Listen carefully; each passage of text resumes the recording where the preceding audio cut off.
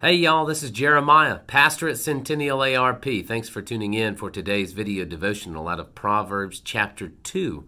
We're going to start with verse 6 and go through verse 20. It's not as long as it sounds. May the Lord bless this reading.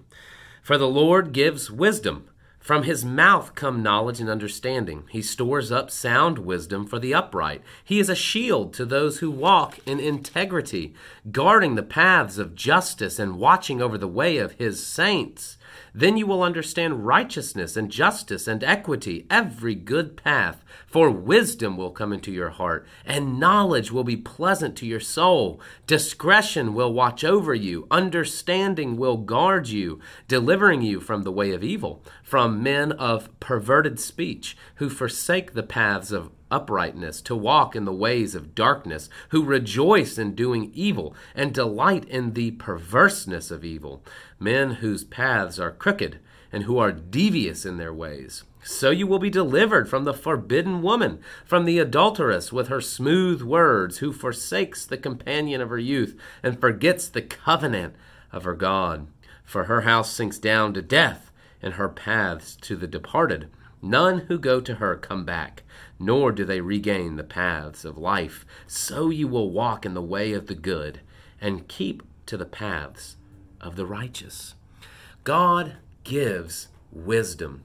This is one of the key tenets of Solomon as he's writing to his proverbial son in the Proverbs. It could be a literal son. It could be to the sons of the faith, to the children of God, sons and daughters both.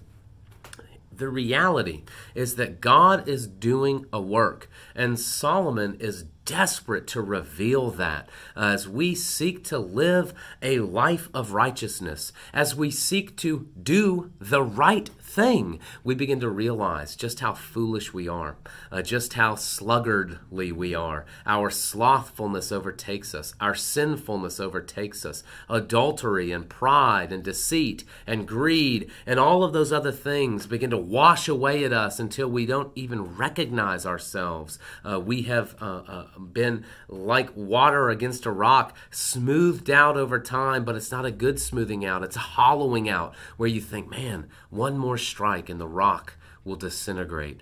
This is what happens when the world begins to crash against us if we're not seeking after the Lord. But we must realize today, and I hope you do, that it is God who gives you the wisdom and the goodness and the uprightness and the heart and the mind and the desire and the love and the joy and all of those other things to seek after and follow the Lord. It is God himself who does this work in you. To read the Proverbs and to not remember Proverbs chapter 2, verse 6 is folly. For the Lord gives wisdom. For the Lord gives wisdom. He is the one. And as he gives, we realize. And as we realize, we follow. And as we follow, we see just how right and how good and how beautiful this life can be.